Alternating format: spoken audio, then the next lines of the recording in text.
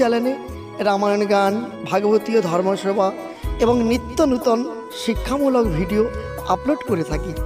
আপনারা আমাদের এই চ্যানেলের মাধ্যমে জুড়ে থাকুন, কমেন্ট, লাইক, শেয়ার এবং একটি সাবস্ক্রাইবার করবেন। হরে কৃষ্ণ। আজকে সুন্দর সুন্দর কয়েকটি কথা নিয়ে আমরা বসেছি। এই জগতে আমাদের অনেক শত্রু রয়েছে, আমাদের ক্ষতি করার চেষ্টা করছে, কিন্তু আমি যদি একটু বুদ্ধির কৌশলে তাকে একটু একটু করে ভালোবাসতে পারি, তাকে জয় করতে পারি, তাকে সম্মান দিতে পারি, সে আর শত্রু থাকবে না, সেও আমাকে ভালোবাসতে শুরু করবে। আমি যদি ভালো হই, সবাই আমাকে ভালো বলবে, আর আমি যদি খারাপ হই, সবাই আমাকে খারাপ বলবে। আমরা যখন এসেছিলাম কারোর শত্রু হয়ে আসিনি, এই জগতে এসেই আমরা শত্রুতা অবলম্বন করে ফেলি।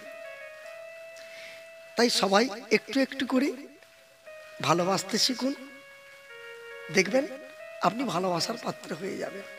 আপনার শত্রু বলতে কেউ থাকবেই না। আপনার ব্যবহার, আপনার পরিচয়। ধন্যবাদ।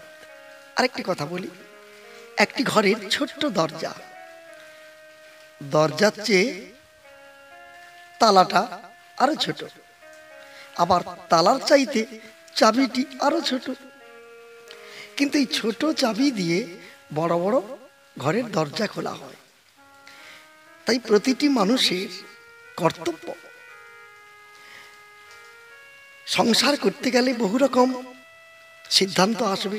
এই ছোট্ট ছোট্ট সিদ্ধান্তগুলি যদি আমরা সংসারের মধ্যে পরিবর্তন আনতে পারি, দেখবেন সংসার একদিন সুন্দর হয়ে যাবে।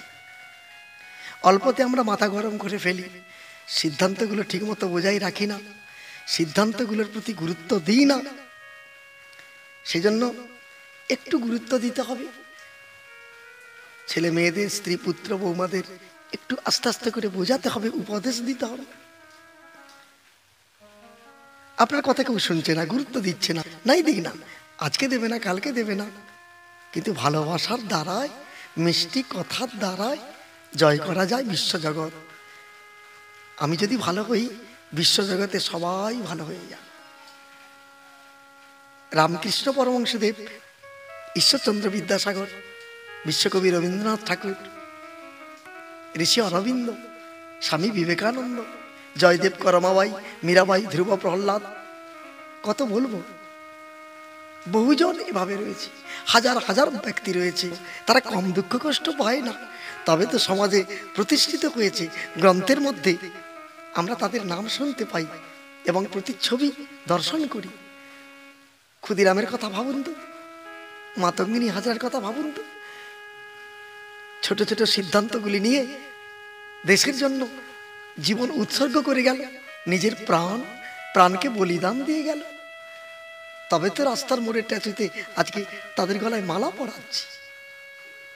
আমরা অত দূর যেতে পারবো না, কিন্তু এই ছোটখাটো খুঁটিনাটি সংসারের মধ্যে যে সিদ্ধান্ত, এগুলো একটু একটু করে চিন্তা ভাবনার দ্বারায়, একটু আধ্যাত্মিক চেতনার দ্বারায় মস্তিষ্কটাকে ধীর স্থির রেখে যদি আমরা চলতে থাকি, সংসারকে সুন্দর করতে থাকি, নিশ্চয়ই সুন্দর হবে। সর্বপ্রথম আমাদের মিথ্যা কথা প্রয়োজনে দু একটা বলতে পারি, নাহলে বলা চলবে না। মিথ্যা কথাই হচ্ছে সর্বনাশের কারণ।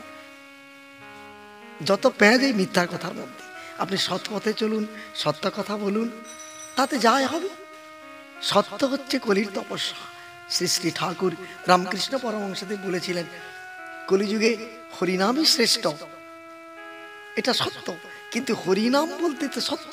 হরিনামই যেমন সচ্চিত আনন্দ, সচ্চিত আনন্দ, যিনি সৎ, যার চিত্ত স্থির, যিনি হরিনামের বিষয় নিয়ে, সততার বিষয় নিয়ে আনন্দে থাকেন, সেই তো সচ্চিত আনন্দ।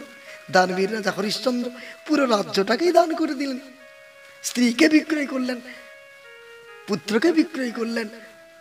তিনি ডমের ঘরে হারিয়ে হয়ে তিনি শ্মশানে থাকলেন, কিন্তু তবু তার মনে একটা আনন্দ ছিল, কি, আমি সত্যের পূজারী।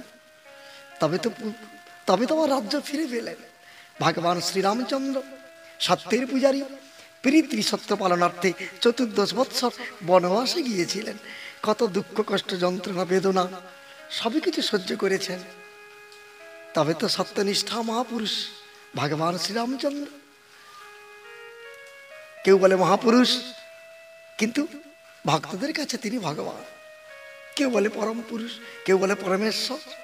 যাই বলুক, আমাদের আরাধ্য রামচন্দ্র ভগবান, আমাদের কাছে ভগবান। তাই ভক্তজন মণ্ডলী, সিদ্ধান্তগুলি নিজেকে নিতে হবে।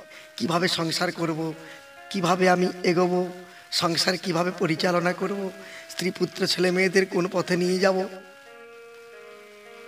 একটু ভাবুন না।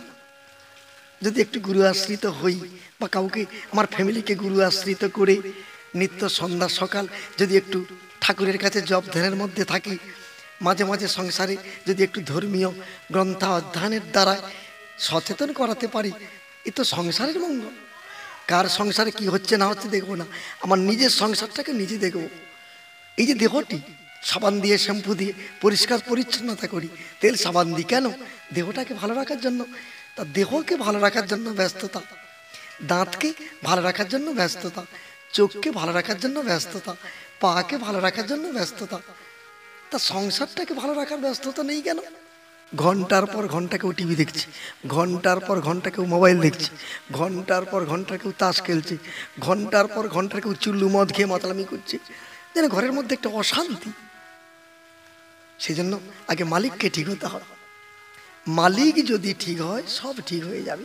আর মালিক যদি এদিক ওদিক হয়, সংসার তো এদিক ওদিক হবে। সেই জন্য আমরা ভুল করেছি।